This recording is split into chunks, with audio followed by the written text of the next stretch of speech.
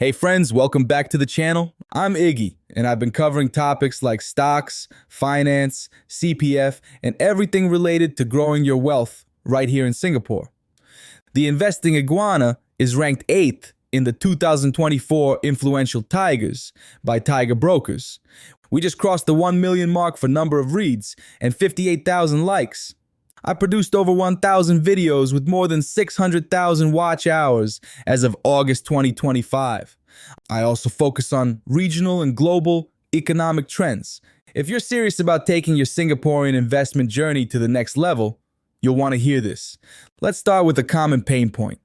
Many Singapore investors chase headline dividend yields across the border, then get shocked when those payouts shrink. Why does a safe 7% turn into a 4% real return after fees, FX, and cuts? Here's the answer. Today, I've distilled the KLSE dividend game into 7 crucial points. These will help build a steady 5 to 6% income stream the right way, with practical steps for CPF/SRS users and SGD-first investors. Here's the roadmap: why Malaysia works for dividends, the payout ratio that actually sustains income, business model stability, the quiet driver of reliable cash, balance sheet tests anyone can run, track record and incentives, follow what leaders do, not say, portfolio construction for SG investors, banks versus REITs, execution, checklist, fees, FX, tax, and DRP made simple. Ready? Let's build robust income the way grown-ups do it. Malaysia is an income market at its core.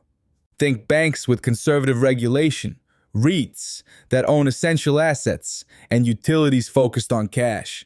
If SGX is your home base, KLSE is your income annex. Many large-cap Malaysian names aim for steady payouts, not hype. Imagine your HDB mortgage is like a fixed coupon. You don't want drama, you want certainty. That's what mature dividend cultures give you: cash that lands when expected.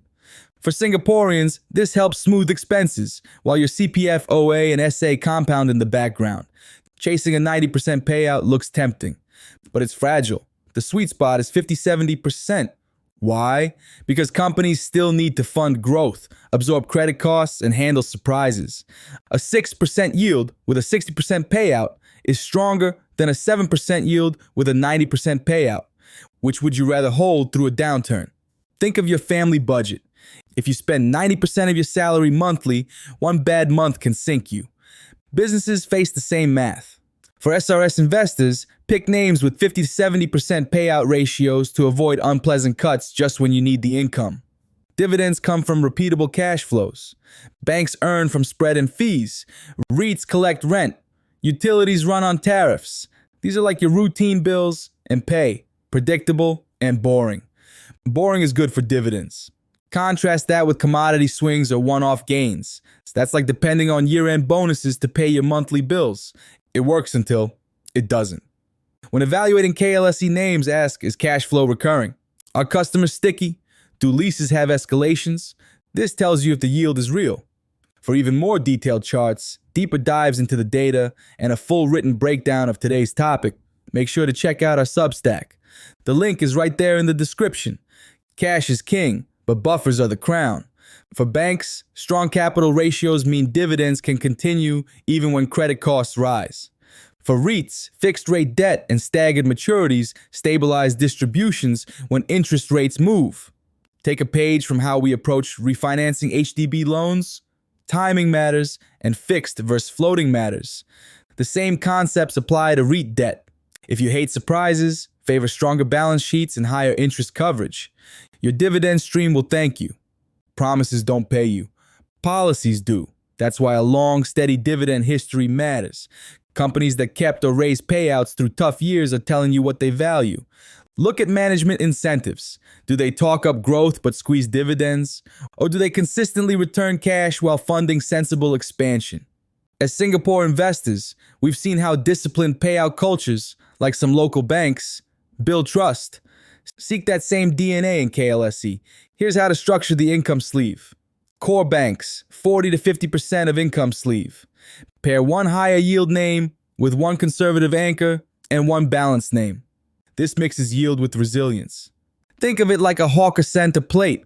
Carbs for energy, protein for strength, vegetables for balance. REITs, 25 to 35%.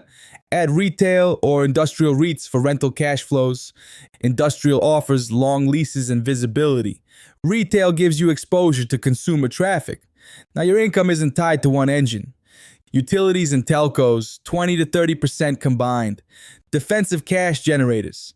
These dampen swings and keep payouts steady when banks or REITs face a soft patch. Position sizing? Cap any single name at 10 to 15% of your total portfolio. Sector caps too. Banks less than or equal to 50% of income sleeve. REITs less than or equal to 40%. Remember, survival first, then yield. This is where many investors leak return. Fees. Confirm broker charges, custody fees, and dividend handling. Small frictions add up. FX MR to SGD moves affect your net return. Hold some SGD income names to offset currency swings if needed. Tax. Understand how Malaysia treats dividends and whether anything affects your take-home. Don't guess, plan. DRP, Dividend Reinvestment Plan. Great for compounding if discounts are fair. But read the terms. You don't want hidden dilution. Liquidity. Stick to larger caps with tighter spreads for better execution. One more practical tip. Map your expected cash flows. Semi-annual bank dividends plus quarterly REIT distributions can fund expenses or SRS top-ups. Turning lumpy payouts into smooth monthly cash is like optimizing your budget. Less stress, better sleep. Now that we've laid the foundation, let me connect this to CPF and SRS choices. If you're using SRS for income, Malaysia dividends can form your cash engine, provided your broker supports MYR. For CPF investors, options are narrower, so use SGX income names to play the same framework. Either way, keep your payout ratios sane, your balance sheet strong, and your sector weights disciplined. If markets wobble next quarter, would you prefer a 7% headline yield that's shaky or a 5.5% yield with high odds of staying intact? That answer tells you how to build this portfolio.